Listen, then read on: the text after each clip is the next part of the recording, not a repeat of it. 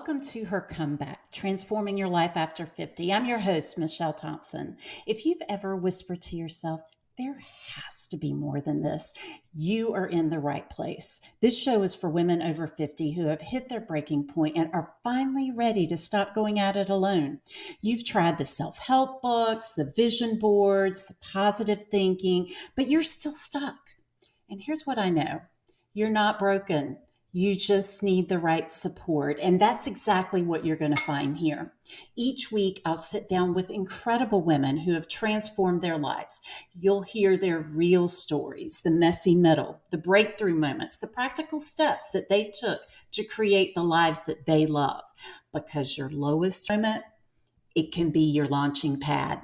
So if you're done settling and ready for your comeback, stay with me. Let's discover how other women have made it happen and how you can too.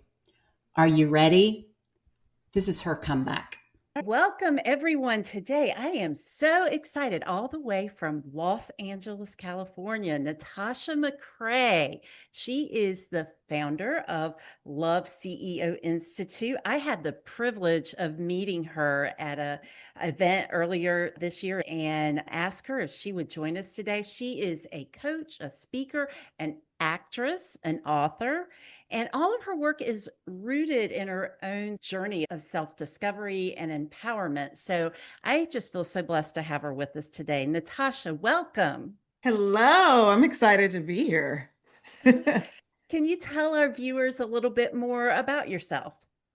It's so fascinating when you ask that question and you hear all the crazy things of being multi-passionate. And this weekend, someone said, without the titles, who are you? They asked that question at an event. And years ago, I stripped that all down because I found myself compartmentalizing myself with all the things. And I like to think of myself as a creative lover of life, of myself, of women, of the collective consciousness that we're all connected. So That's I'm a beautiful. creative lover to start. Yes, that's amazing. I love that. Yeah. And then as we go into all the things that I do, it's really important for me to leave this planet and this earth and not leaving any dreams unturned. Yeah, so that's a big deal That's for me. and what a beautiful goal. I love that you want to make sure that you have lived fully, that Yes. you went in every direction you wanted to go, it sounds like. Yeah, definitely. So tell me a little bit more about what moment led you to founding the Love CEO Institute, and how did your own journey of self-discovery kind of shape where you are with this work? Yes, by the age of 30, I was married and divorced twice. And I went into therapy, extensive therapy, and I began to uncover what love really is. Because in therapy, I realized I was a love addict. Never heard that term before, didn't know that Ah, existed. And one of the things in understanding what love addiction was, I said, okay, let me really dive into what exactly is love. So I did all the workshops, I did all the books, I did therapy, and I began to uncover this most beautiful concept of pure love and where it's generated from and where it starts. And at the same time, as an actress, I was writing my one woman show. So over this 10-year journey, I finally decided to put my one woman show up. And I had no clue what it would be about, but I had all these monologues written. And one day, God was like, pull out all these monologues, lay them on your living room floor. And I looked at it, and it was Evolution of a Love Addict. wow. And so that's what my one woman show was about. And after the show, you always do Q&A. And Mhm. I assumed the Q&A was going to be people asking me about my process or how did I write or getting my director. But the questions that came in were more like group therapy. How do you love again? How do you pick yourself up after divorce? How do you begin to love yourself again? How do you forgive your family for things that you thought were wrong as a child, but as an adult, you realize they were doing the best that they could with the tools they had? So these questions became group therapy, and I would get emails that I would at night go home after the show and I would be replying to emails. And I would be replying with the process that I used to start living the life that I wanted, start designing the life that I wanted. And when I realized that combination of the group therapy after my one woman show and doing the emails and looking at all the things that I had done to get to where I was, that's when I decided I would become a coach. And that's how I started Love CEO Institute, because I truly believed it starts with love. And if we took the concept of business and connected it with love, and we began to treat ourselves with the same type of importance of showing up on time, of having meetings all the time, then I feel like if we can take left and right brain concepts of love and combine the two, we would live more fulfilling lives. And so that's how I created Love CEO Institute. And the very first course was Loving Yourself to Love, which is a course that I still offer here at Love CEO Institute. Wow, what an amazing journey. And for women over 50 that are looking at their own transformations, how do you feel that your transformation relates to women at this age? Oh my How does that goodness. connect? Yeah, we're always evolving, right? Yes. And I started Love CEO Institute in my early 40s. And the foundation of my company was self-love, self-care. It felt great. It was cushy. I had events at spas and we did all these fabulous things. And I started a whiskey brand. Oh, And me and my business partner, we decided we wanted to disrupt the industry with a brand that focuses on women and brings women into the conversation. And we did that at 50 and 60 years old. oh, how And fascinating. yes, and so we got accepted into Techstars, and Techstars is a tech accelerator, which is so fascinating, our whiskey brand. And entering Techstars, it was a different lifestyle, a lifestyle that was different from my spa days and retreats and vision board workshops. It became networking, showing up, phone calls, meetings, all these things that was pulling me back into my masculine Uh, energy. And yeah. my husband was cracking up at me because he would walk in the room and he's like, "Is that you I'm listening to?" And I'm like, "Yes, I'm listening to module 4 of Unapologetically Alpha," because I had to redefine even my self-care plan at 50. I had to redefine that. I was starting a new business at 50 when some, at least back in the day, were thinking, okay, what's my retirement plan? And Mhm, so I had to consider that since life is fluid and I mhm. am fluid in the sense of we're always ever changing, I Yes. had to really dive into this concept that I teach, a methodology called Love Intelligence. And one of the core pillars of Love Intelligence, which I believe we are all born with, is self-awareness. Ah, I And love it. when you really, and self-awareness can be thrown around, but it's really about relationship with self. If you are having a continuous relationship with self, then you know when things change. So I have had to completely transform as my life transforms, as my circumstances transform. I've had to dive into continuing that conversation and dialogue with myself, understanding what worked for me 6 years ago isn't working for me in this moment.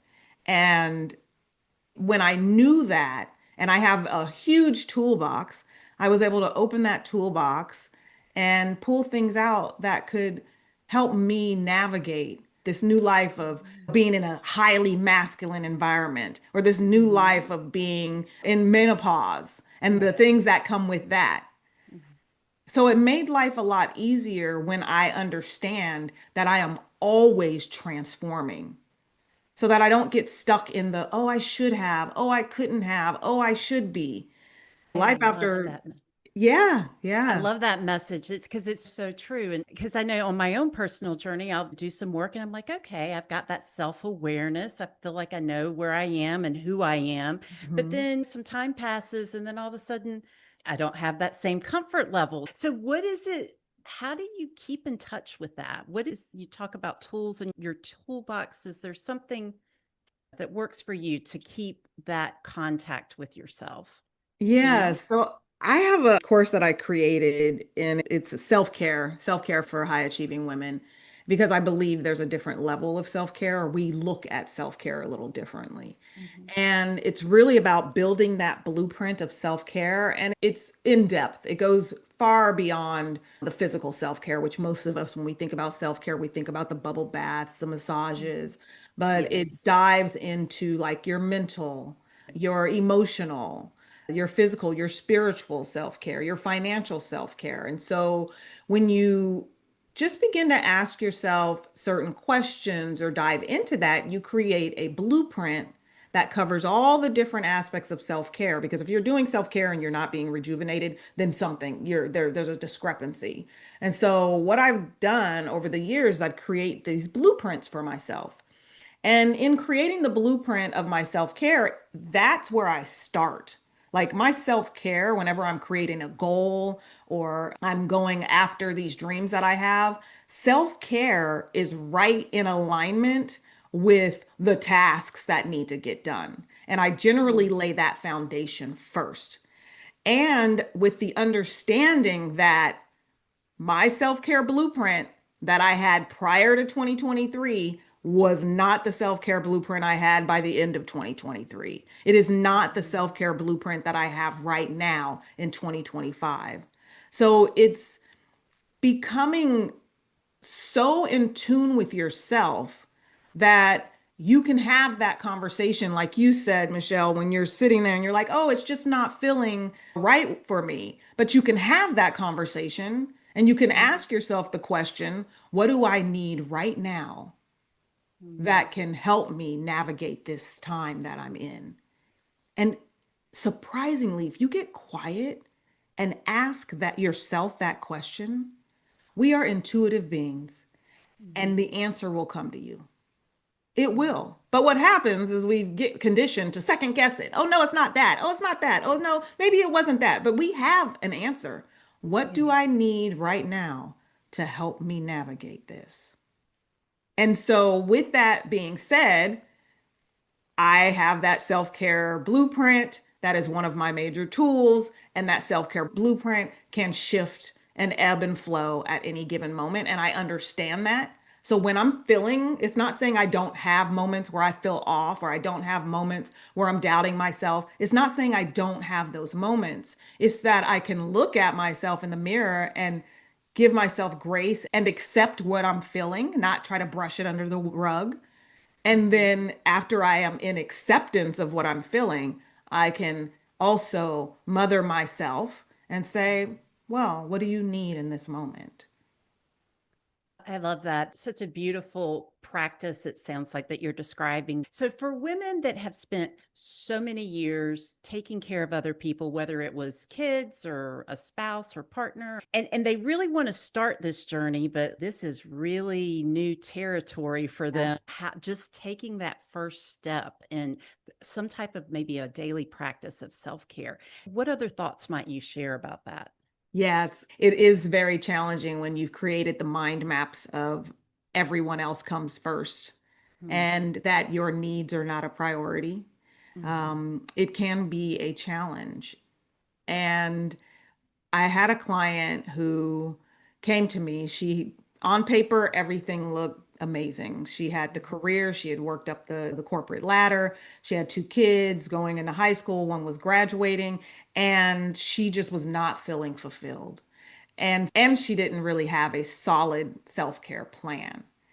And Mhm. one of the very first things I remember, this was in our first session, I had her open up her calendar and block 2 hours on the calendar. And she's like, okay, so efficient. What am I blocking it for? And I said, absolutely nothing.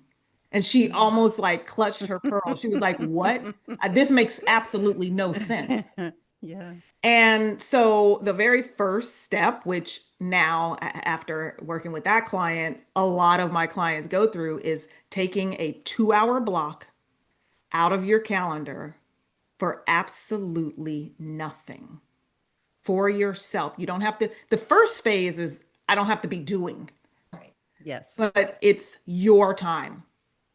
And A you can get switch. into that 2 hours and then decide, what is it? Am I going for a walk? Oh, do I want to go get my hair done? I haven't had done in 10 years. And it's a switch, I think, from doing to just being. Can I Yes. just be and not have Yeah. to do? Yes. Yeah. And that is hard. It's harder than you think.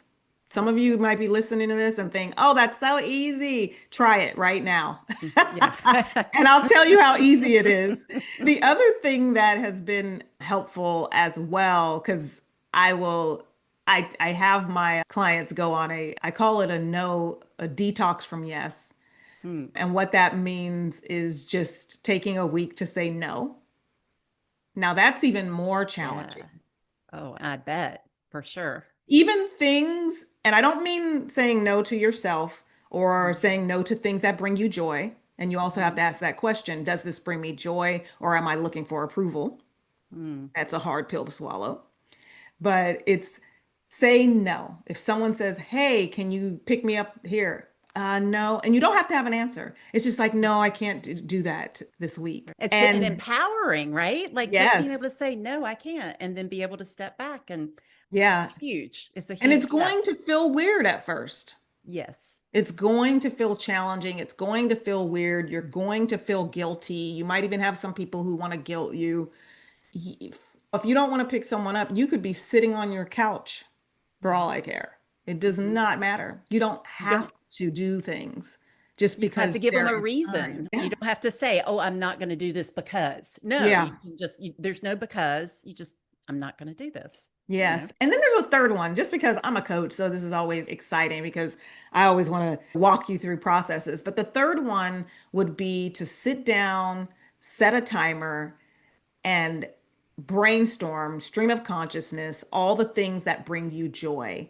And if you cannot think of anything in this moment, think of the last time you felt joy. And you may need to go back to when you were a child, playing with your dolls felt joy, picking flowers felt, whatever it is, brainstorm, stream of consciousness.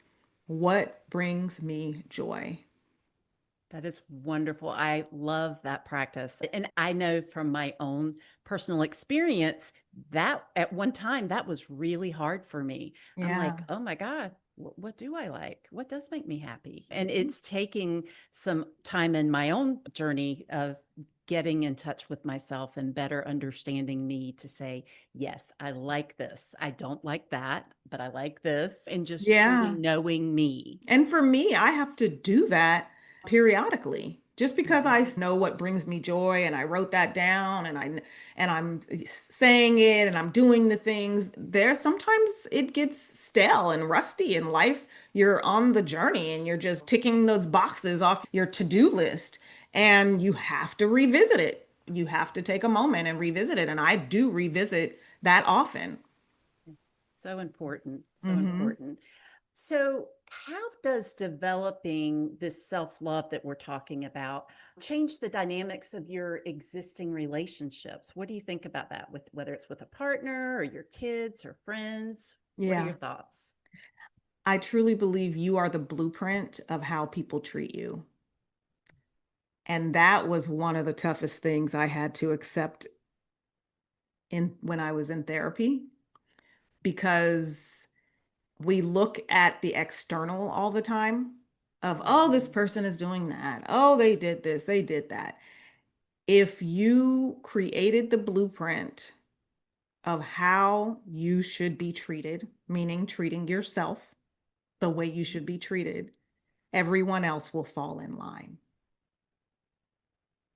That's great. That is so beautiful. I love that. And I know it's true. I know from my own experience, it's like for me, boundaries. If I put a boundary up that this is something that's acceptable to me, or this is something that is not acceptable to me, and I stick to it, it's just like you say, people will fall in line. I've established a boundary. It's going to go the direction that I'm driving it, right? Yeah.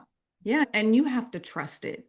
I'll never Mhm. forget, I had a colleague who's a really close friend of mine now, and she was going out with a group of women, and some people asked, "Oh, where's Natasha?" And she's like, "Oh yeah, Natasha doesn't do this type of thing." And it was because they were being really gossipy. And these uh, are fabulous women, but when that particular group got together, they were really gossipy, or they steered on the negative skew of life. I choose the side of the statistic I want to be on, mhm. not saying that the other side that I don't want to be on doesn't exist, and not saying the other side I don't want to be on I haven't been in. However, I tend to focus on the side of the statistic that I want to be in.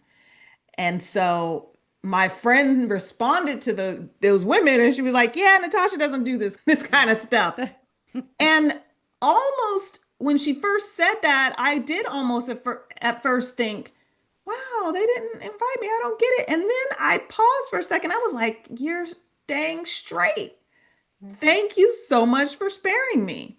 Yeah. And I love that. And we became like the best of friends because she invites me to a whole bunch of other stuff, but she knows which group. And Yeah. and I don't Where want to rain on other people's parade. If they need to do group therapy and complain about the world, mm, then then go right ahead. But she right. knew which side I was going to be on because that's how I treated myself. Yeah, that's great. I think that's an excellent example. And that, to me, that's the way it should be. Yeah. So, for someone that says, this is all great, everything we've talked about, it's just too late for me. I've lived a lot of my life and I just don't think this could work for me. How would you respond to that? It's never too late. If your organs can regenerate after Mm, so many months, if your skin, what is it, like 10 days or something, your skin regenerates, we were mm, built to regenerate. It is in our DNA. mm. Our Yeah. brains regenerate. It is in our DNA. And so it is never too late. I wasn't like all the tools I'm talking about and this ideas of my perfect toolbox. And I wasn't always in that. I chose the wrong guy, men up until the age of 38. I was Mm, always choosing, or 35, I was always choosing the wrong guy. I was married and divorced twice by the age of 30. Yeah, mhm. so here I am in this space of failed businesses, and I can't make the right decisions. And you can always regenerate. No matter how long it's been, it is never too late. And I know that might sound so simple that it's never too late, but I always like to think of the concept. Everything Yes. regenerates. You clip your fingernails today, they're going to Mhm. grow. So That's right. it's in your DNA to continue to grow. It's in your DNA to continue to shift and evolve. Yes. And it's all about surrender. Mhm. That's what it is. That's so true. So true. Yeah. Letting go of Mm-hmm. those things that don't serve us, Yeah. whatever attachment or whatever the circumstance is. So true. So, if there's one piece of wisdom you wish every woman over 50 knew about her power and potential, is there anything that you would say to that? Well, first, I always like to let people know that they are the most important piece to the puzzle of their life. Mm, Your well-being, your self-care will be reflected in your finances, it'll be reflected in your relationships. And if you choose to put yourself first, everything else will fall in line. And I like to give the example of, they always say give from a full cup. But mhm, imagine there's a cup sitting on a saucer and you're mm, pouring water into that cup. You only give from the overflow that has flown in, that has poured over into the saucer. So you have to fill your cup to where mm, it is overflowing, and everyone else gets what's in the saucer. They don't get from the cup. Yes. And I would just challenge everyone to walk through life day to day, wake up in the morning and say, how can I fill my cup today? Yes. How can I fill my Make, cup? making yourself a priority, right? Yeah. Yeah. Yeah. That You're is going to, great. your family's going to get the most amazing parts of you. They're going to get this overflow. Your friends are going to get the most amazing parts of you. One example is if I go try to hang out with friends when I'm depleted, I am not that cool. No, I'm not no, that neither cool. am Now, I. yeah, I'll put on No. the front, you put on the happy face. But I am so much more fun when my Mhm. cup is so overflowing where I might have missed the last two events because I was depleted. And I'm like, yeah, no, I'm pouring into myself today. And when I get Yeah. to them, finally, they're getting the overflow. Yeah. That's fun. That's the Yes, it fun, is. Natasha. That's right. It's when I'm creative, I'm not held back by fears or anyone. Yeah. I am just there, present in Yeah. the moment and enjoying it. Yeah, Yes. you're not thinking, oh my goodness, I should be at home doing this thing. Oh, I forgot to put that in the dryer. You're not doing any of that. That's right. That's exactly right. What great wisdom. And I so appreciate you sharing your experience and part of your journey with us today. What would be a way or the best way for anyone to, if they wanted to connect with you, what's the best way for them to do that? I say it's so funny. I've turned into a millennial, I think. I say go to my Mhm. Instagram and DM me. Okay. Okay. All right. There we go. Natasha McCrae. I'm Uh-huh. Natasha McCrae anywhere. You can go to my website, natashamccrae.com, and DM me as well. But I say go to IG and DM me. And I have a couple of links to free self-care rituals, and I make sure that you have that. What, just one more thing before we close. I was just thinking with the launch of your new brand, the whiskey, what's the next step there? Where is that Oh going? yeah. So Jackson McCrae, we got into market October 2023. Okay. And just the beginning of this year, we are now in all California Total Wines, as well as some other Mhm. wine and spirit shops around California. And we're also available e-commerce in 46 states. So if you go to Jackson McCrae Whiskey, then you can see the link of everywhere that we are available. Or if you're not in the state of California, you can order it.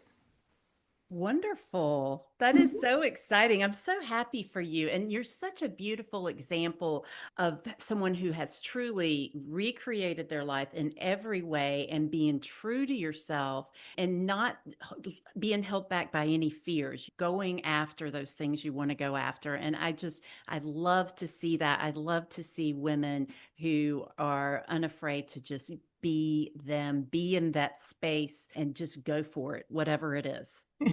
I thank you so much. I had someone ask me one time, what is your greatest fear? And I said, I'm a fear itself. Yeah. Fear Yeah. itself is so paralyzing, and that freaks me out. And sometimes that works in my favor, and other times I jump the gun because I'm like, I don't want to get paralyzed, and it might be Yeah. too soon. Yeah. But I'd rather err on that side than looking up 5, 10 years from now and having a laundry list of things that I didn't believe in myself enough to go after. Yeah. Oh, I'm right there with you. It's so true. Thank you again so much, Natasha. You're wonderful. I know that our listeners are going to get so much out of everything that you have shared with us today. So thank you. Thank you so much, Michelle. This was wonderful. Thank you so much for spending time with me today. I am truly grateful that you chose to listen in, and I hope that this conversation sparks something meaningful for you. Please take a moment to subscribe, leave a review. It helps other women to find us who need to hear these stories too. And if you know someone who is ready for their own comeback, share this episode with them. I'd love to connect with you beyond the podcast. Visit me at hercomebackpodcast.com. That's hercomebackpodcast.com to learn more about how we can work together. I have a gift for you. Get your free copy today of 5 powerful shifts to reclaim your life. Remember, your comeback story is waiting to be written. The question isn't, can I transform my life? The question is, are you ready? Let's go.